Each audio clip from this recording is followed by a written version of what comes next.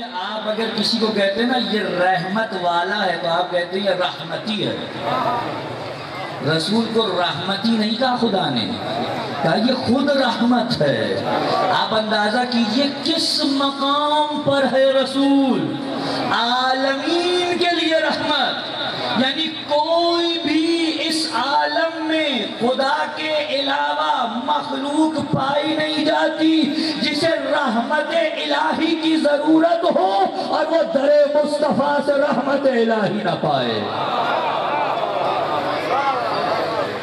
نہیں شاید میں بات پہنچا نہیں پایا، توجہ ہے حضرات کی. ایک آیت ہے بسم اللہ الرحمن الرحیم، ان اللہ وملائکتہ یصلون علی النبی یا ایھا الذین آمنوا صلوا علیہ وسلموا تسلیما. ایک صلوات عنایت فرمائیں. ترجمہ یہ ہے کہ اللہ اور اس کے فرشتے رسول کی ذات بابرکت پر درود بھیجتے ہیں. اے ایمان والو تم بھی رسول کی ذات پر درود بھیجو. سب کو معلوم ہے نا، یہی ترجمہ ہے. سوال کروں آپ سے، آپ کہتے ہیں جب درود بھیجتا ہوں اللہم صلی علی محمد آل محمد، جب اللہ درود بھیجتا ہے تو کیا وہ بھی یہی پڑھتا ہے؟ جب اللہ درود، آیت کہہ رہی ہے نا اللہ اور فرشتے دونوں درود بھیجتے ہیں، تو اللہ جب درود بھیجتا ہے تو اللہ کیا کرتا ہے؟ کیا وہ بھی یہی کہتا ہے اللہم صلی علی نعوذ باللہ؟ اگر وہ خود یہ کہے تو وہ تو یہ کر نہیں سکتا نعوذ باللہ. اگر اللہ یہ کہے گا تو وہ کسی اور اللہ سے کہہ رہا ہے.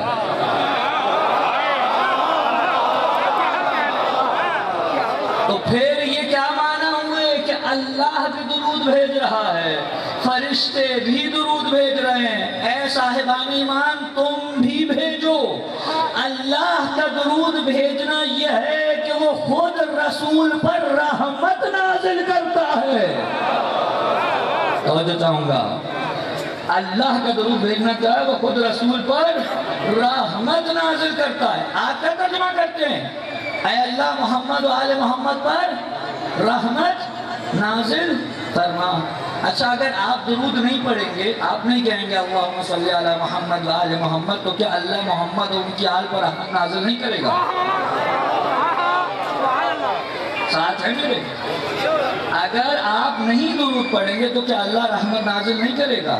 یعنی دوسرے لفظوں میں یوں کہیے نعوذ باللہ آپ نے محمد اور آل محمد پر رحمت کی نزول کی علت خود کو سمجھا ہے، وجہ خود کو سمجھا ہے کہ آپ نہیں پڑھیں گے تو نازل نہیں ہوگی رحمت. آپ کہنے کی ہوگی، تو اگر آپ کے پڑھے بغیر بھی نازل ہوگی تو پھر آپ کیوں پڑھ رہے ہیں؟ توجہ ہے؟ پھر آپ کیوں پڑھ رہے ہیں؟ اب میں ذرا ایک مثال دوں، اور اچھا ہوا کہ آج تھوڑی دیر پہلے لائٹ چلی گئی، مجھے اور آسانی ہو جائے گی اب مثال دینے میں. یہ کس سے چلتی ہے جی؟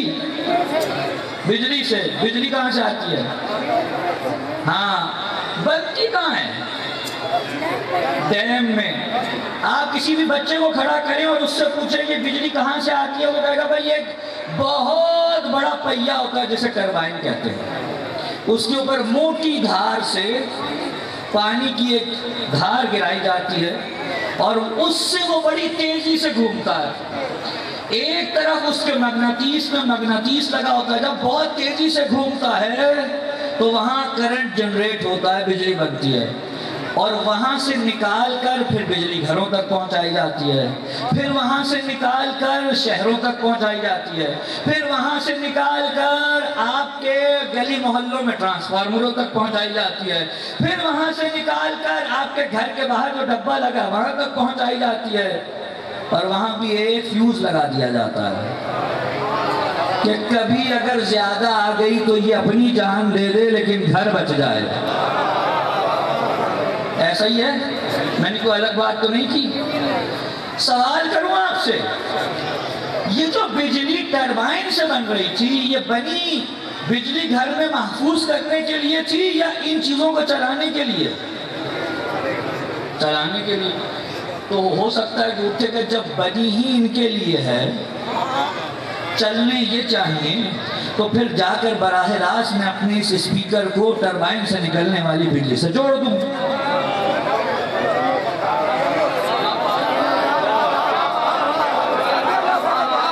تو کیا ہوگا؟ کیا ہوگا؟ یہ اپنی جان دے کر یہ اعلان کرے گا مجھ میں اس بجلی کو برداشت کرنے کی ظرفیت نہیں ہے.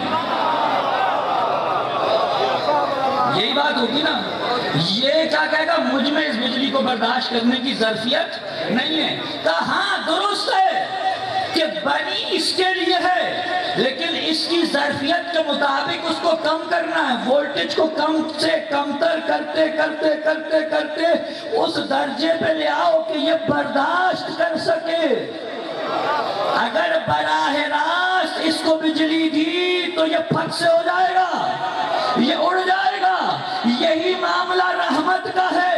اللہ نے کہا تم میں میری رحمت کو حاصل کرنے کی براہ راست صلاحیت نہیں ہے، تم میں ظرفیت نہیں ہے کہ میری رحمت کو براہ راست حاصل کرو. اگر تمہیں چاہیے تو تم کہو محمد اور اس کی آل پر نازل فرما، میں اپنے ذخیرہ رحمت پہ رحمت نازل کروں گا اور پھر وہاں سے سارے جہان میں تقسیم ہو جائے گا.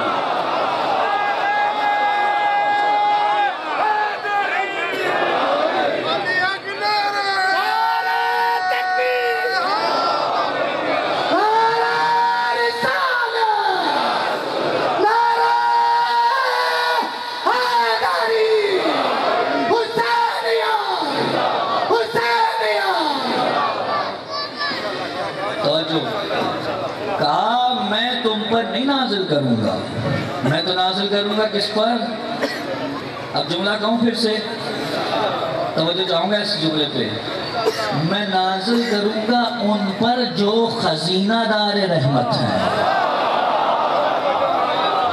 اور چونکہ یہ میرے امین بندے ہیں اور جانتے ہیں کس کی کتنی ظرفیت ہے، لہٰذا میں سب کا سب رحمت کا ذخیرہ یہاں رکھوں گا. اس کے بعد جس کی جتنی ظرفیت ہوگی یہ ظرفیت کے مطابق اس تک میری رحمت کو پہنچا دیں گے. اور یہ معنی ہے وَمَا أَرْسَلْنَاكَ إِلَّا رَحْمَةً لِلْعَالَمِينَ. عالمین کے لیے رحمت ہے رسول. اچھا آپ کہیں گے عالمین کے لیے ہیں، ہم انسان کو درود بھیجتے ہیں، تو باقی مخلوقات کیا کرتی ہیں؟ توجہ نہیں فرما رہے اللہ. میں حوالہ بھی دے دیتا ہوں، اہل سنت کی معتبر کتاب ہے کنز الامال متقی ہندی کی. ایک حدیث نقل کرتے ہیں، ساتھ رہیں گے میرے انشاءاللہ. کہتے ہیں ایک دن حضرت محمد مصطفیٰ صلی اللہ علیہ وآلہ وسلم، سب مل کے درود پڑھیں محمد پر، حضرت محمد مصطفیٰ پر بلندر صلوات.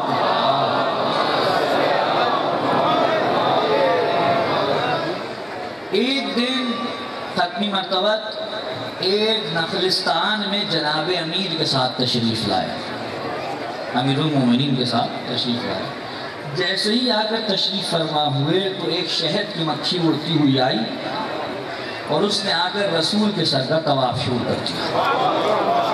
توجہ، رسول کے سر کا طواف کرتے کرتے اس نے رسول سے عرض کی یا رسول اللہ میں نے آپ کے لیے ایک ہدیہ رکھا ہے. ہو سکتا ہے کسی کو ایسا لگے کہ یہ مکھی رسول سے کیسے بات کر رہی ہے اور رسول کیسے سمجھ رہے ہیں، جب حضرت سلیمان نبی سمجھ سکتے ہیں،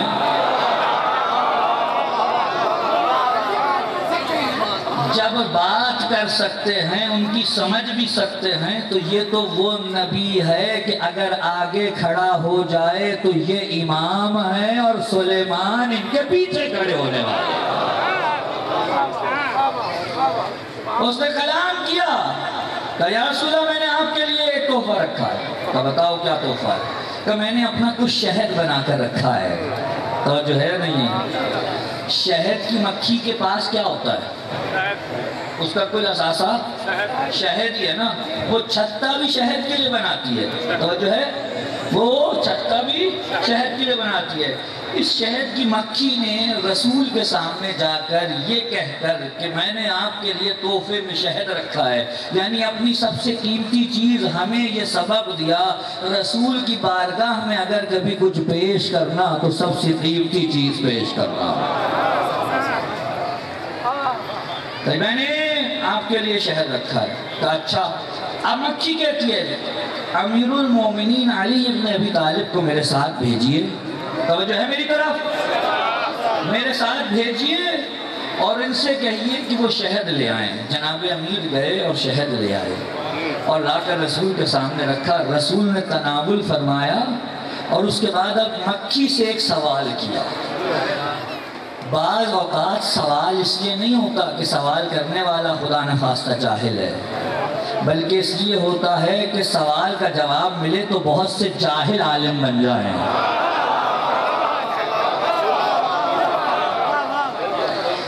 یہ بتاؤ تمہارا شہد میٹھا کیسے ہوتا ہے؟ یہ بتاؤ تمہارا شہد میٹھا کیسے ہوتا ہے؟ آپ جانتے ہیں نا، دنیا میں کسی چیز کی مٹھاس کی اگر آخری حد بتانی ہو تو آپ کیا کہتے ہیں؟ شہد جیسا میٹھا۔ رسول نے کیا پوچھا؟ یہ بتاؤ تمہارا شہد میٹھا کیسے ہوتا ہے؟ اس نے آگے سے کیا کہا؟ اس نے آگے سے کہا یا رسول اللہ، یہ ہماری وجہ سے نہیں ہے، یہ تو آپ کی وجہ سے ہے۔ یہ ہماری وجہ سے نہیں ہے، یہ تو آپ کی وجہ سے ہے، ہم تو جا کر نہیں معلوم۔ آپ دیکھتے ہیں نا، پھولوں سے جب رس لیتی ہے تو پھول تو کڑوا ہوتے ہیں، رس تو کڑوا ہوتا ہے، اور ساتھ میں ملتا ہے خود مکھی کا لعاب، تھوک، تو اس میں مٹھاس کہاں سے آئے گی؟ اب مکھی نے کیا کہا؟ توجہ ہے نا بات کی؟ مکھی نے کیا کہا؟ یا رسول اللہ، یہ ہماری طرف سے نہیں ہے، یہ تو آپ کی وجہ سے۔ کہا وہ کیسے؟ کہا اللہ نے ہمیں حکم دے رکھا ہے، جب جا کر تم نے پھولوں سے رس چوسنا ہے اس وقت بھی، اور جب جا کر اپنے تھوک سے ملا کر اس کو انڈیلنا ہے تب بھی، تین مرتبہ محمد اور ان کی آل پر درود بھیجو۔ ہم درود بھیجتے ہیں، شہد میٹھا ہو جاتا ہے۔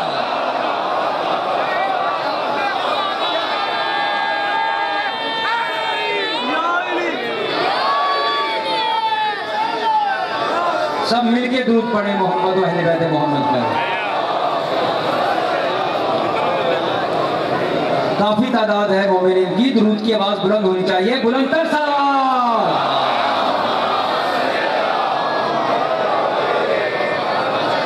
شہد میٹھا ہو جاتا ہے۔ اللہ اکبر۔ اب سمجھ میں آئی یہ رحمت کہاں کہاں کار فرما ہے۔ کوئی دنیا کا نقطہ ایسا نہیں ہے جہاں پر یہ رحمت کار فرما نہ ہو۔ چھوٹے سے چھوٹے نقطے سے لے کر بڑے سے بڑے وجود تک جہاں رحمت الہی پہنچ رہی ہے، اس کا واسطہ اور وسیلہ کون ہے؟ محمد و آل محمد۔ اگر ساتھ دیں، ایک تھوڑی مشکل گفتگو شروع کروں، مجھے معلوم ہے گرمی بہت ہے، لیکن اتنا بھی میں جانتا ہوں جتنی مجھے لگ رہی ہے اتنی کسی کو نہیں لگ سکتی۔ آپ سارے ایک ایک قمیص سے بیٹھے نا، میں بہت کچھ پہن کے بیٹھا ہوا ہوں۔ صلوات بھیجے محمد والے محمد پر۔ تو ساتھ دیں انشاءاللہ، بس زیادہ زحمت نہیں دینی مجھے، آپ کو توجہ رہے گی انشاءاللہ۔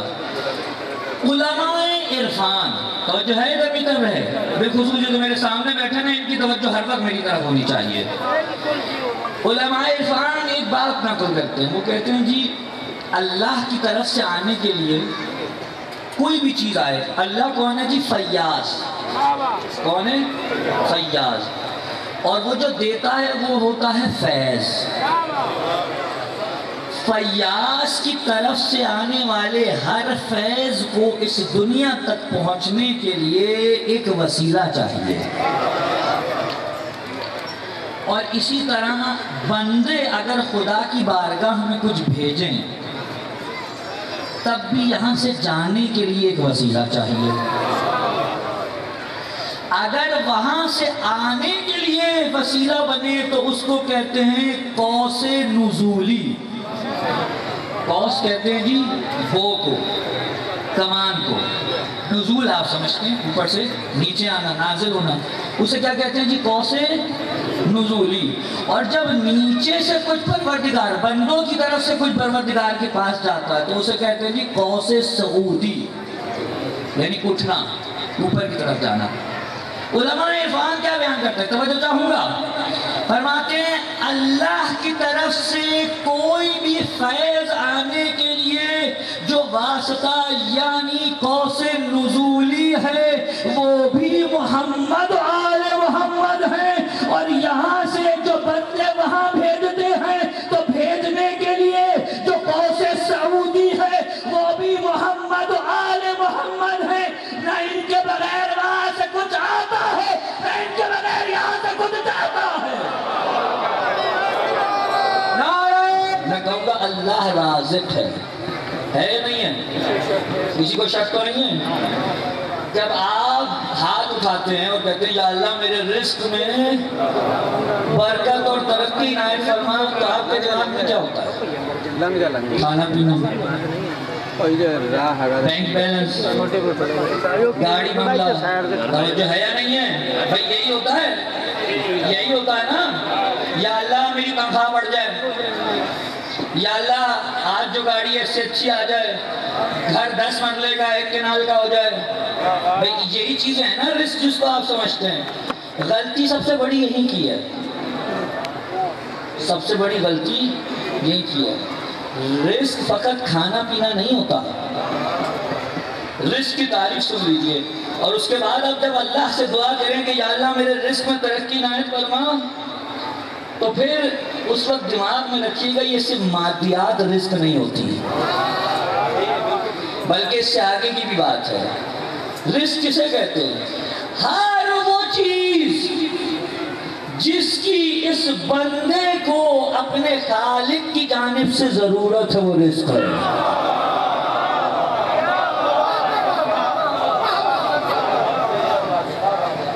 جو چیز اس عبد کو چاہیے، جو چیز اس مخلوق کو چاہیے اپنے خالق سے، ہر وہ چیز رزق ہے.